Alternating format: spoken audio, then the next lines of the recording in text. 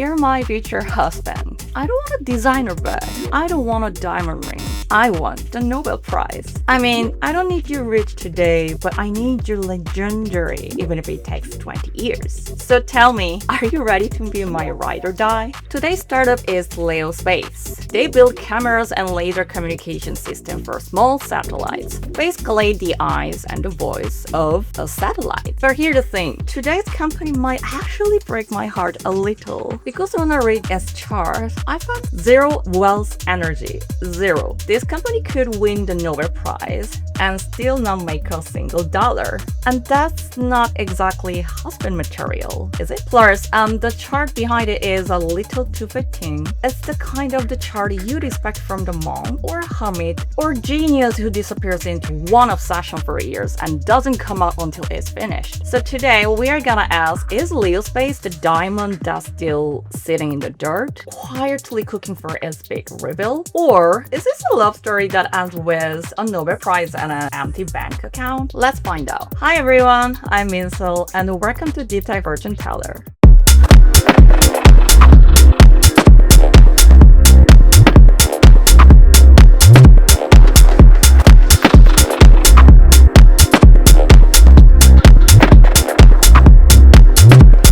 Okay, starter review. LeoSpace is a Korean space optics startup, and they do two things that don't really go together. I mean, they build high-resolution cameras for small satellites, and they build a laser system that lets satellites talk to each other.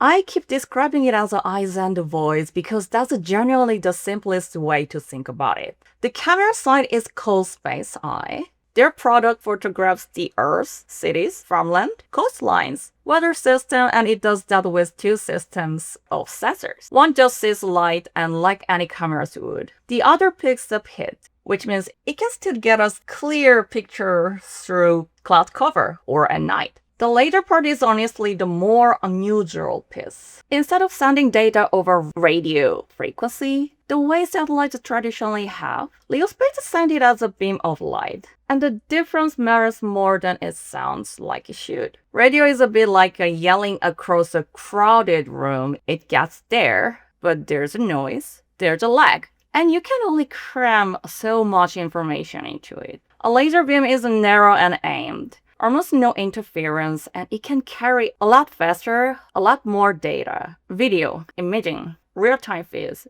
well, that kind of thing. What's actually rare here isn't the camera or the laser on their own. It's that one company builds both. Usually, you would get a camera company and a totally separate communications company, and they'd have to work together or not. LeoSpace just does both in-house. You might ask, why does this matter now if the tech existed in some form before? Basically because we're in the middle of the new space moment. Way more satellites going on, way more Earth, more satellite internet, and all of the data still has to get back down to Earth somehow. The old radio systems are starting to choke on the volume. So there's real demand for something small enough to fit on a tiny satellite, but fast enough to actually move all that data. As for the company itself, I founded in 2021. The founding team came out of astronomy, defense, aerospace R&D.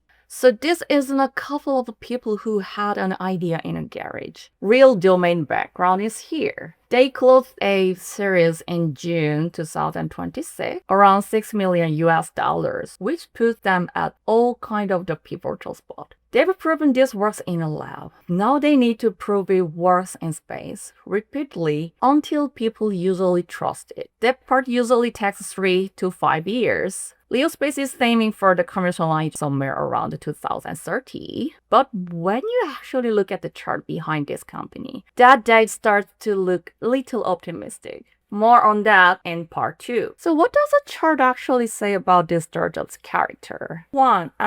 There's basically no hierarchy here, no red tape, none of that wait for approval from 5 people culture. But that doesn't mean there's no authority. There's just a different kind of the running the place, and it's not a boss, it's expertise. I mean, the people here, they're not the ones who struck a big game in a meeting. Fight for 6 months and come back with an answer nobody else has. which honestly is great until you realize there's no built-in mechanism forcing anyone to actually ship. Yeah, the risk is kind of what you'd guess. Endless refinement, endless let's just double check this one more time. And somewhere in there, the market just moves on without them. Point two.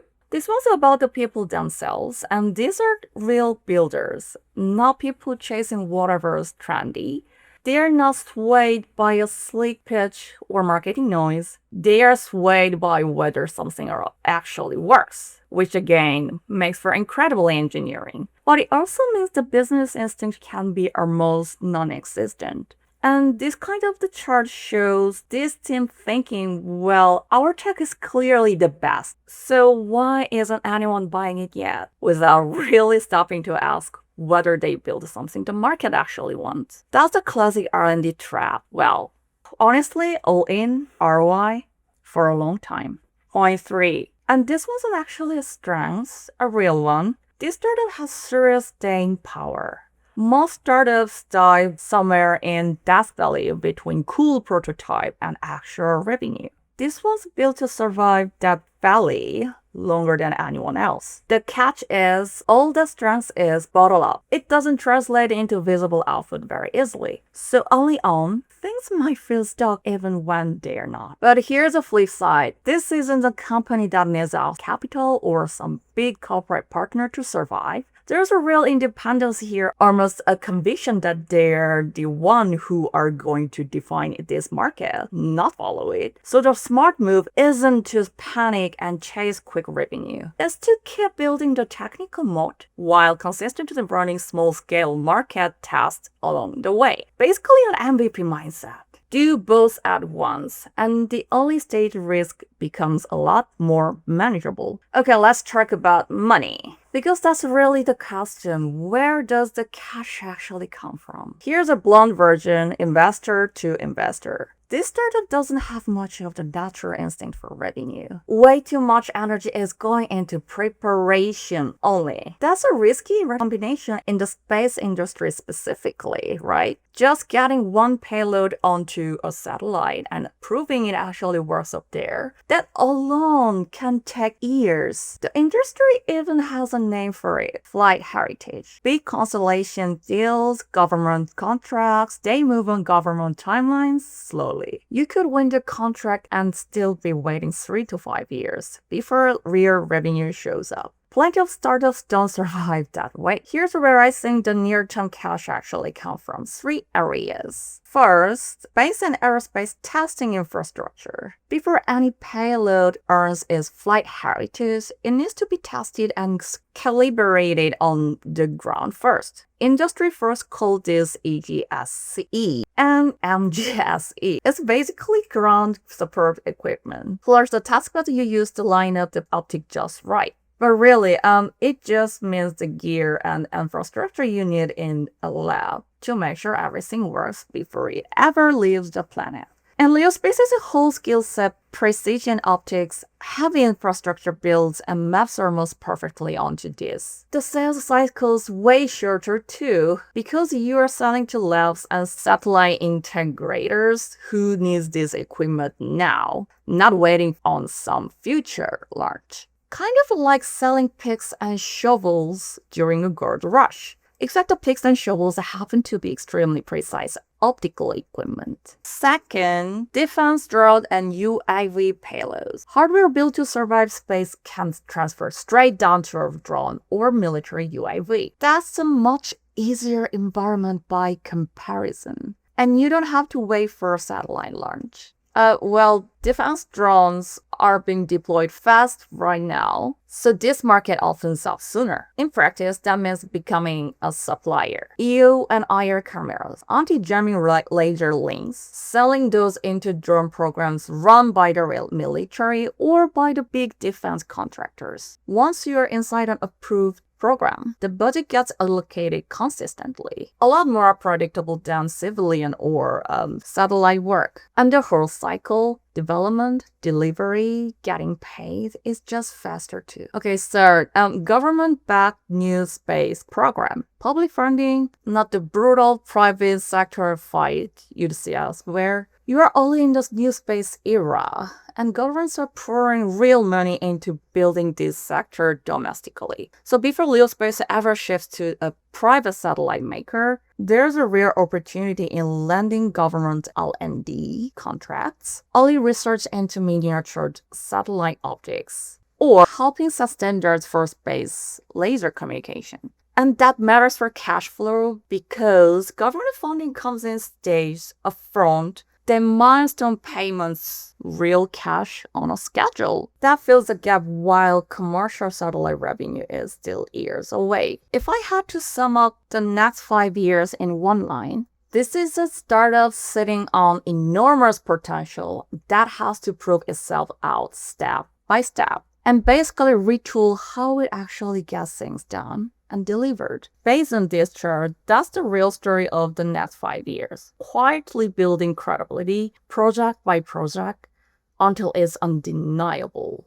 Then there's a 2034. That'll be the milestone. According to this chart, 2034 will be the milestone for LeoSpace. Everything converges at once, and this does being a Korean startup with a cool product. It becomes potentially one of the companies that actually controls out a piece of the global space supply chain. So now, let's map it out. So the first stretch, 2026 into 2027, this is a real learning hard into government funding. Too aggressively for commercial deals with private satellite makers. This is the window to go after every B2G opportunity out there. Localization research, defense drone payload programs, whatever's on offer from agencies like Kerry or the defense R&D bodies. Just take it all. The risk here is that revenue still feels slow. Decision-making inside the company might stay a bit heavy, and it can feel like not much is happening.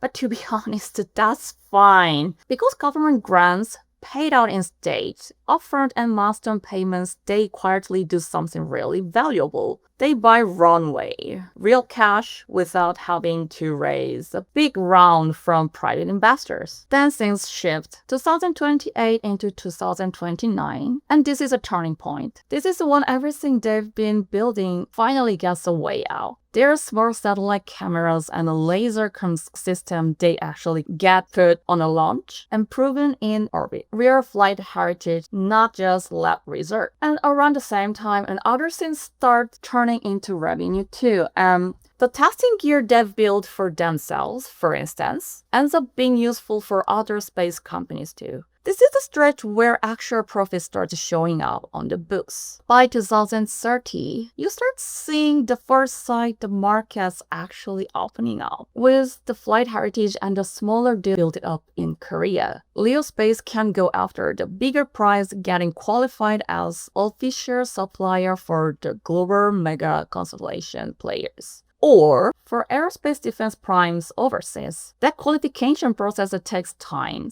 but just being it is a signal. And internally, this is when the startup has to make a shift from being a company that develops technology to being a company that packages a product and sells it. Big contracts might not be signed yet, but you will start to see LOI and MOUs sign of what's coming, which makes this the best possible time to raise a Series B, maybe even a Series C. If you're looking at the deal, here's the thing. The technology itself isn't really the question.